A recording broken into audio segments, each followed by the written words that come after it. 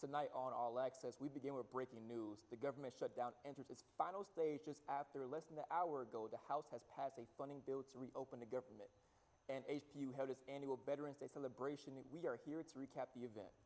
And finally, we are live right here in High Point, where a 16-foot tall troll made entirely from recycled wood is drawing in visitors from all over the state. All Access starts right now.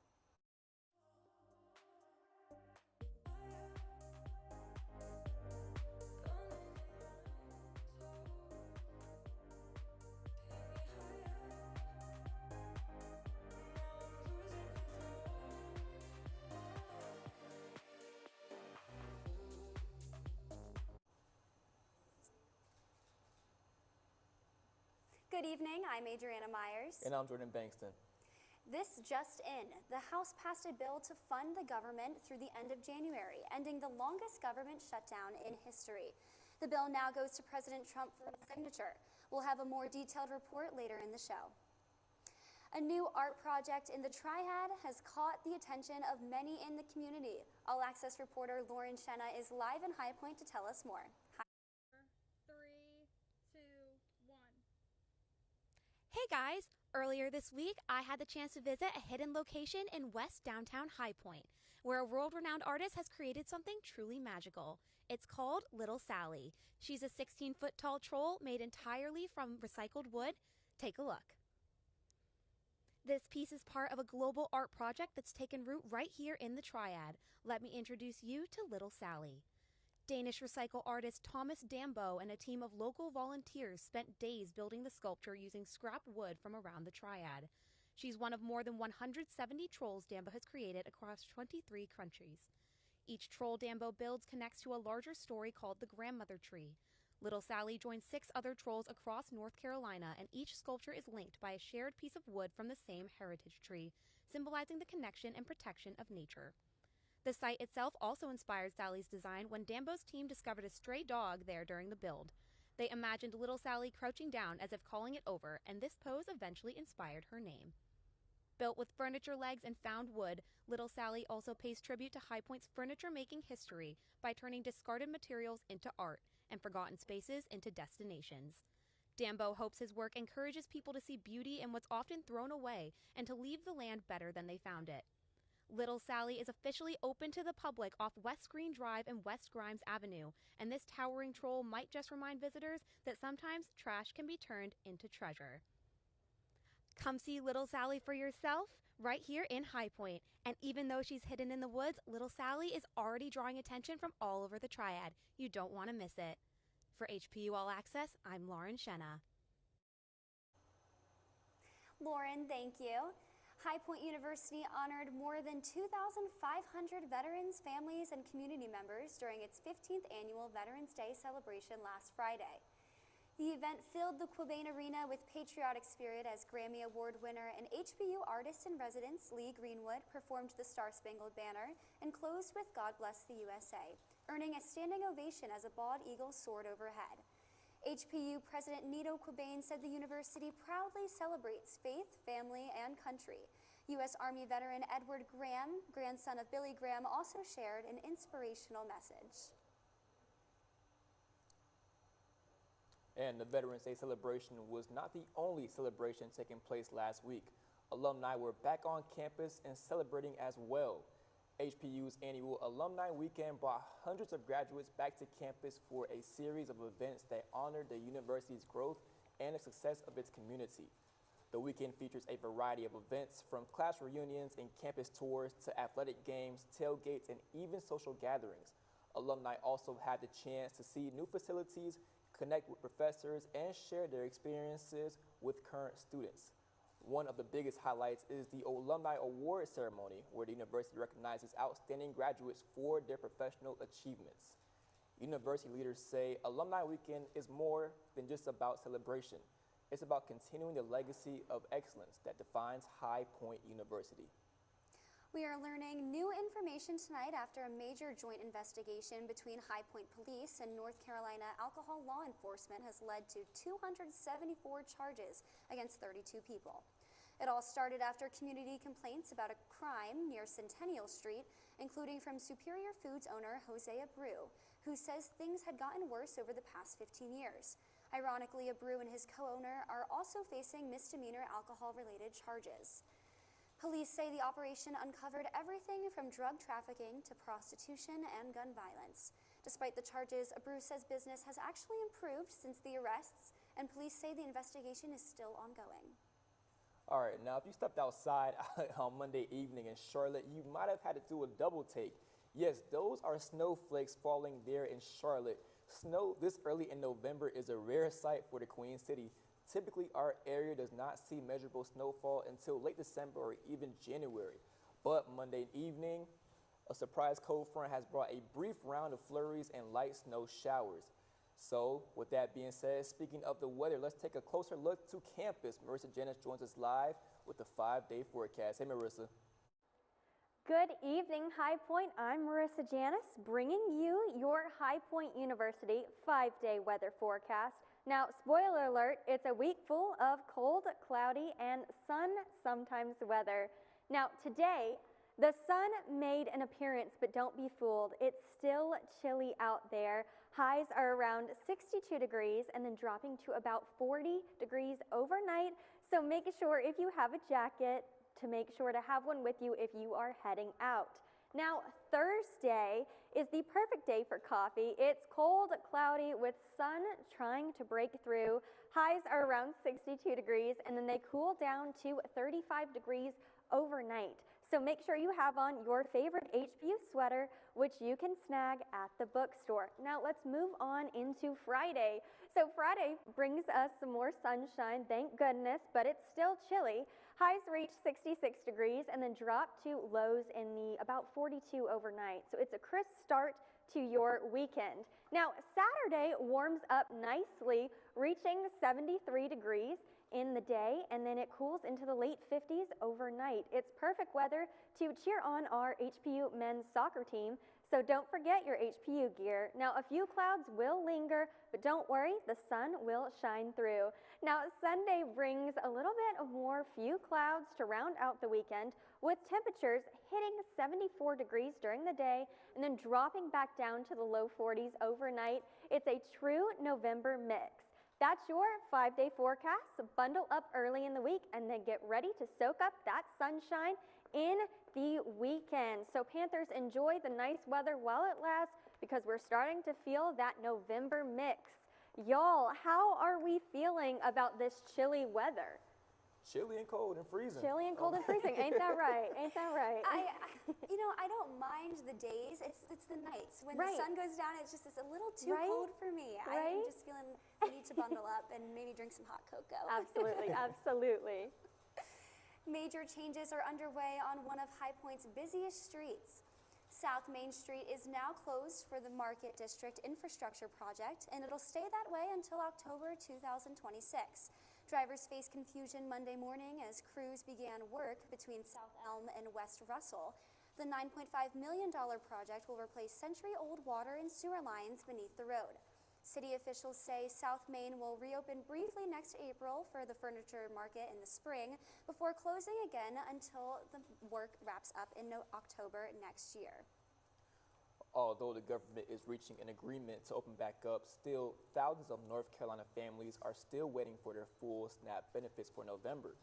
The North Carolina Department of Health and Human Services said partial payments went out on Friday, November 7th, but plans to release the remaining benefits over last weekend were paused after the Supreme Court's decision late Friday night, granting the Trump administration to appeal to temporarily halt the release of full SNAP benefits. Now, this has led more families to turn to Out of the Garden Project's Fresh Mobile Markets. The nonprofit normally serves around 125 families per market, providing each with a week's worth of groceries. At the first market this month, the number of households jumped to more than 200. The continued increase in households is raising new challenges for the nonprofit as they work to support families while they wait for their full SNAP benefits to be released. When we come back, the Guilford College football season is coming to an unexpected early close. And some new information regarding the federal government shutdown has just been released. We will have a report for you after the break. All this Access will be right back. Had enough yet? Do facts no longer matter? Are lies to be encouraged instead of punished? This is not our inheritance. If truth no longer matters, we will not remain free for long. This is our generation's challenge, to defend our founders' hope that we the people could self-govern if we defend our right to get the facts. And right now, we're building the only defense of free people have, the facts, on every politician, every position they held, every statement they've made, every vote they've made, and any cash they've taken. It's the real history on those now pandering for your vote. There are hundreds of young people building our defense right now, and they need your help. We all have our passions, but as our ancestors knew, when events become so foul they threaten us all, we must stand and defend each other. Please, have our backs. Join us at votesmart.org.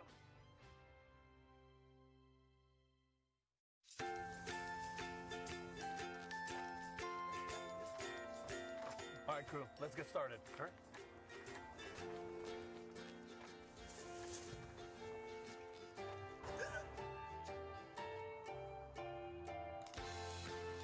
Don't ignore the law. You must call 811 at least 2 to 3 days before any digging project so you can avoid hitting our essential buried utilities. For digging projects big or small, make the call to 811.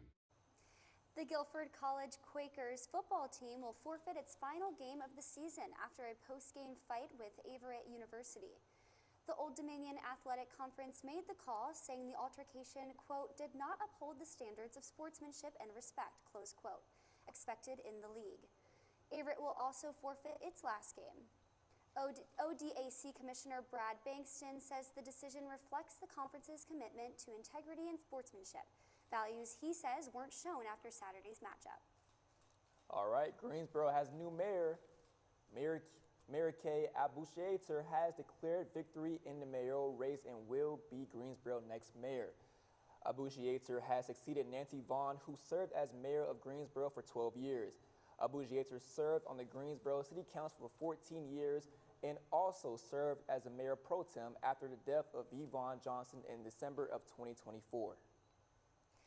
Winston-Salem police are still searching for a missing 15-year-old boy. Investigators say Carlos Mauricio Calindres was last seen on October 26th at a party on Ricard Drive.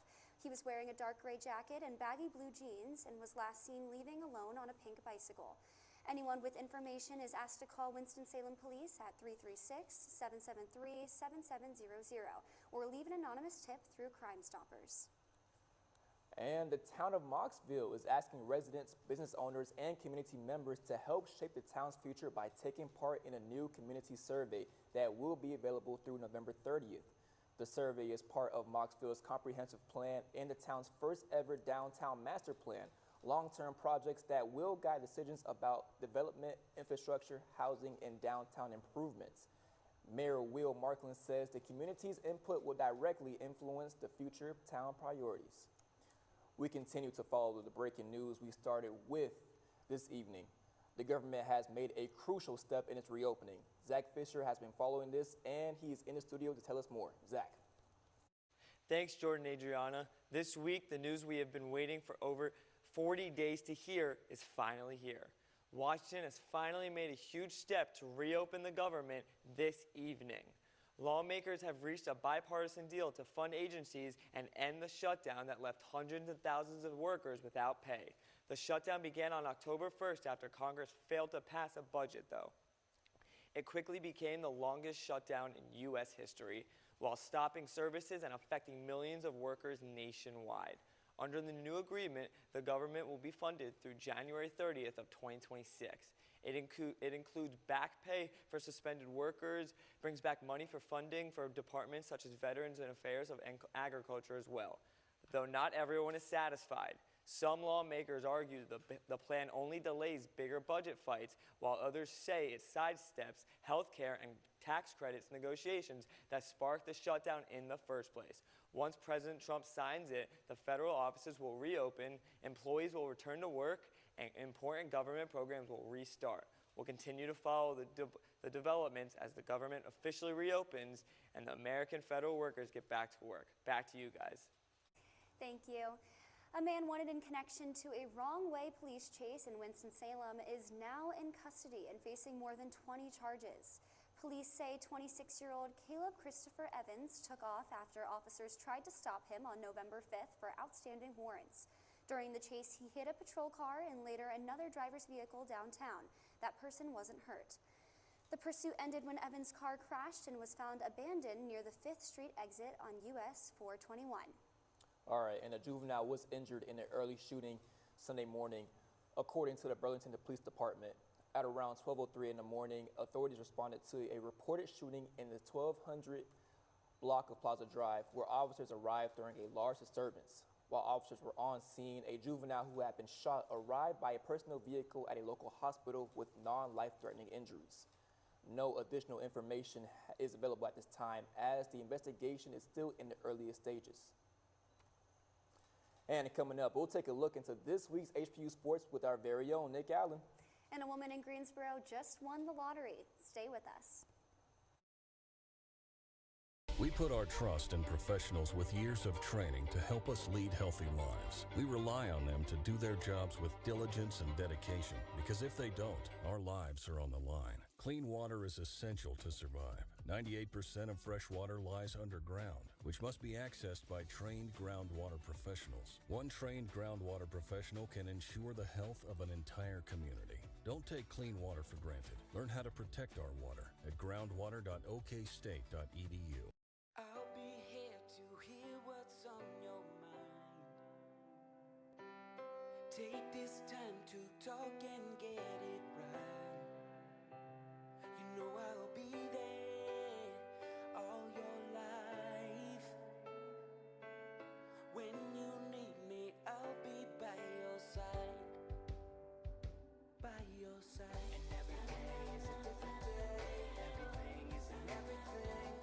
Even when you think things could never ever be the same, don't be scared of the world, I'll be here to stay. By your side. Even when your heart ain't listening, or your mind takes you a different way, towards a different path, all you gotta do is sit and ask. When you need me, I'll be by your side. When the adults in a child's life talk early and often about the dangers of underage drinking, the message gets stronger every time. I'll be by your side. Talk. They hear you. A woman just hit the jackpot in a new holiday scratch-off game.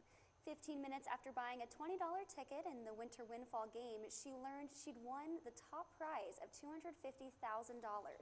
The winner, Jacqueline Colvin, purchased the ticket at the Harris Teeter on West Friendly Avenue in Greensboro and claimed her prize Monday at lottery headquarters.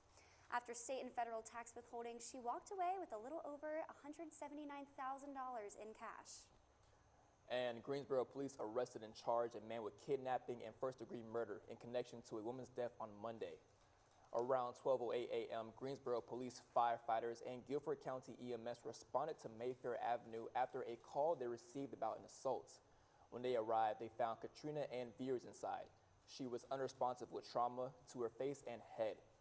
Officers then arrested Brian Parker Bigelow and charged him in connection to the death of Veers. Katrina Ann Veers passed away at the age of 40. This is the city's 32nd homicide of the year. As colder weather moves in, there's a new place in High Point offering warmth and resources to those in need. The Oakwood Community Day Center just opened on West Green Drive inside Alleluia Ministries International Church. It's open weekdays from 9 to 5 and serves as a white flag shelter on freezing nights, providing overnight space specifically for women and children. The center offers free showers, meals, haircuts, and computer access to help people get back on their feet. Organizers say they're working with police and city leaders to spread the word and make sure no one has to face the cold alone this winter. Winston-Salem and Forsyth County Schools' massive debt has been reduced to $13.4 million. It once totaled more than $45 million. At Monday night's school board meeting, leaders with the All In for Our Schools campaign announced $4 million have been raised so far to repay the district's debt. This money has been used to repay the North Carolina Department of Public Instruction $3.4 million. The additional money is being used to pay off other vendors the district owes. Interim Superintendent Caddy Moore said community fundraising efforts are ongoing and those leading the effort predict raising more than $5 million. This money will wipe out all of Forsyth County's debt and help reduce other vendor debt as well. Speaking of schools, college basketball is back, and I'm excited for a very new season. So coming up, Alex Hutt is going to tell us what we need to know. Alex, what you got for us? Opening week of the 2025-2026 college basketball season has wrapped up, and it's time to recap what happened. On opening day, over 200 teams began their quest for the grand prize of becoming the next national champion. While there were many games to watch, the biggest games on opening night were the 13th ranked Arizona Wildcats versus the reigning champion, 3rd ranked Florida Gators, and the 6th ranked BYU Cougars versus Villanova. Both of these games were played in Las Vegas as part of the Hall of Fame Classic. Arizona shocked the Gators, winning 93-87, led by a 30-point performance by freshman Koa Pete. BYU came out on top against Villanova 71-66.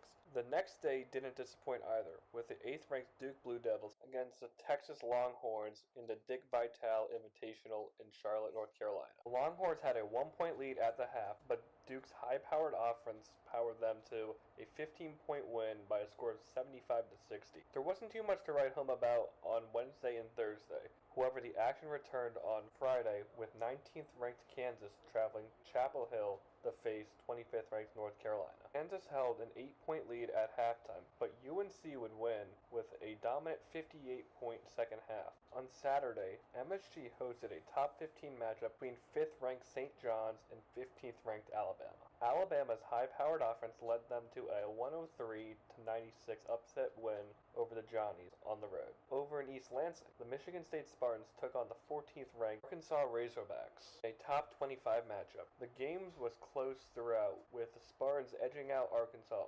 69-66. On Sunday, nothing notable went on. However, South Carolina did have a close scare against Southern Mississippi, winning 83-79 in overtime. That was your recap for opening week for the 2025-26 college basketball season. And remember, High Point, this is only November. I'm Alex Hutt, and this is All Access. Now for our HPU sports update, Nick. Hey, Adriana. Hey, Jordan. After being down 1-0 with 50 seconds remaining in the Big South Conference Tournament Championship game, the High Point University women's soccer team magically upset the second-seeded USC Upstate in penalty kicks to win its 8th Big South Conference Championship trophy, and that's where we start in sports. If you would have told the head coach and players that they would be awarded the Big South Championship trophy after the start of the season they had, they would have even said you were crazy. It took High Point 12 games to pick up its first win of the season after an 0-8-3 start to what looked like a throwaway season and one to forget and never look back on. But somehow the Panthers managed to sneak their way into the Big South tournament as a 4 seed. They beat Gardner-Webb in the quarterfinals 3-0, then behind a miracle, beat the number 1 seeded Radford in the semifinals to advance to back-to-back Big South Championship appearances in a rematch game from last championship against USC Upstate in a game that the Spartans shut out the Panthers 3-0. Sunday looked as if the result was going to be the same from last year as High Point trailed Upstate with 50 seconds remaining and only 10 players on the field due to a red card that was called on HPU in the 6th minute. However, High Point didn't let the clock defeat them as a corner kick taken by HPU with 56 seconds remaining in a 1-0 deficit eventually found its way to Kerry Powell, who took a strike at goal, missed, but followed the missed shot with a second chance opportunity.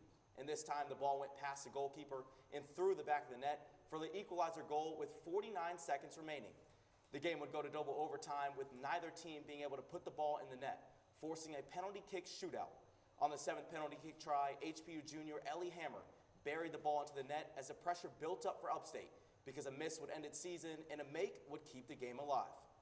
Upstate senior Dara Russo stepped up to try and deliver the game-tying kick, but HPU goalkeeper Aubrey McKissy timed the ball perfectly as she dove to the left for the save, the win in the Big South Trophy to secure its first title since 2021 and the first time a number 4 seed has won the Big South Trophy since 1998.